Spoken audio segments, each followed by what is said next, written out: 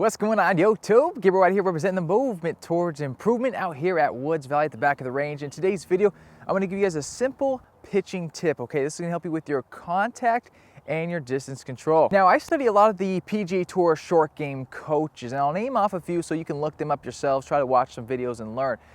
Three of them are Brett Rumford, James Seekman, and Gabriel Hurstad. These are guys I've seen at TPC Scottsdale. These are guys I see at PGA Tour events working with PGA Tour players on short game mechanics. So I watch a lot of their stuff, I study them, and a lot of them say a lot of the same things. And one of the things they say is inside and shut is one of the worst places you can be for a chip shot or pitch shot.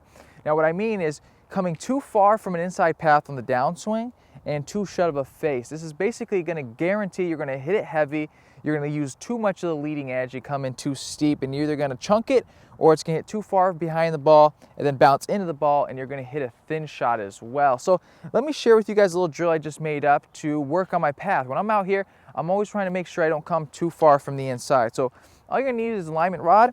Just throw that into the ground.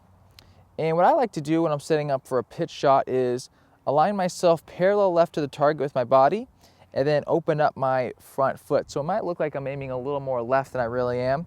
And then grab your alignment stick and put it right about where the hosel is of your club, and then bring that back maybe about 3.5 feet. You can play around with the distance and stick it into the ground.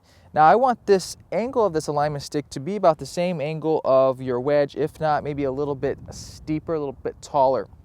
Okay, as you can see, this is going to help me make sure I'm not coming too far from the inside. Okay, if I come too far from the inside, I'm going to come underneath the stick or I'm going to hit it. So let's try one real quick. A little practice swing, get comfortable with it.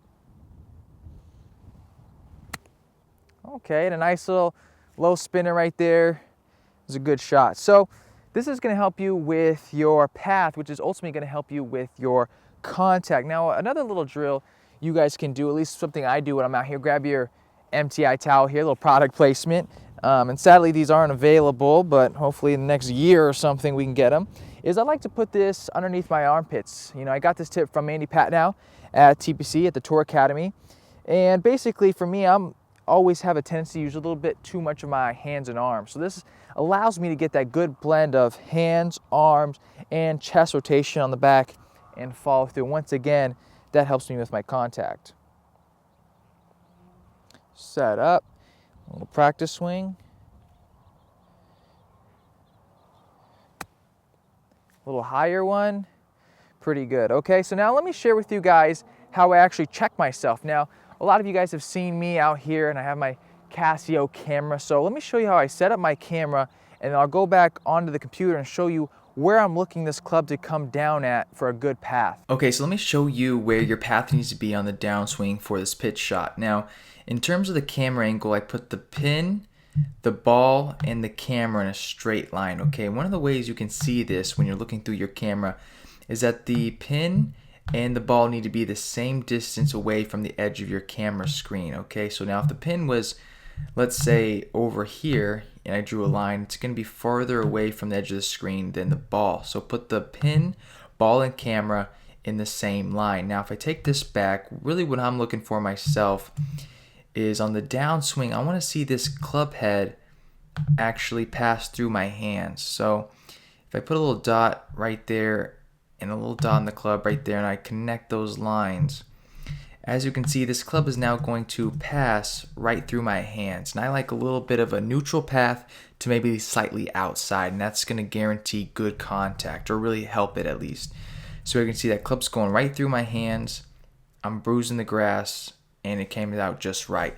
So now let me show you how you can use this alignment stick to, if you wanted to, even come more outside in just for fun. I'll put a little dot on this ball so you can see where it's at.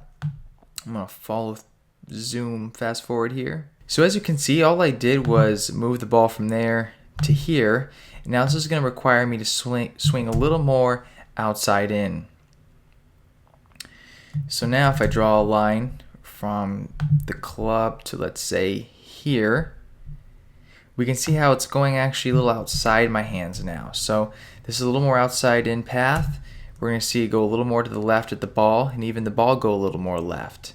It's going to put a little more cut spin on it. Now we just want to make sure we don't get this ball too far out in front of us like I mentioned in the video, or else you're going to see the path do something like this. Once again, I'll draw my lines and we can see this club clearly come underneath my hands now. So we had right through my hands, underneath, and over. So I'm trying to get through my hands or slightly over it with this camera angle, okay? And make sure that you're not too close. The camera's not too close to you while you're hitting these shots. If you look over here on the right, as you can see, the camera's a lot closer, maybe about 3 yards behind me. And even though this path should be going through my hands, I know it is, but because the camera angle is too close, as you can see how much bigger the club head looks, it looks like it's going more underneath my hand. So make sure you put the pin, camera, and ball all in the same line. Be at least 5 to 10 yards back. It's better to be further back and zoom in, and make sure that club's going through your hands or slightly over it. There you go. Okay, thanks for watching, you guys. As you can see, I put simple drills in place that can really guarantee an effective practice session. By putting the alignment stick here, I'm guaranteeing a good path. By using this towel, I'm guaranteeing a good blend of hands, arms, and chest rotation through the ball. And by using the camera, I'm going to validate and make sure that my path and everything is where it needs to be.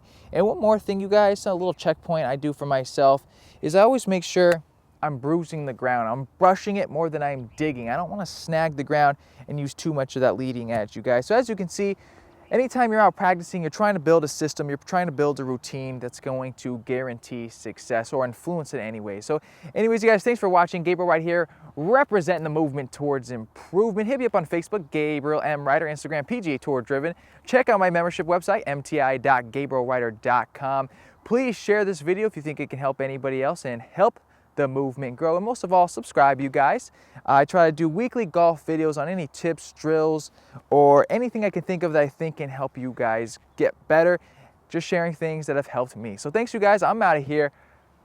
Peace. Oh yeah, and wristbands available soon, you guys. So thanks for all your support, and I'll let you guys know when these are available in case a few of you want to pick them up. Thanks, you guys.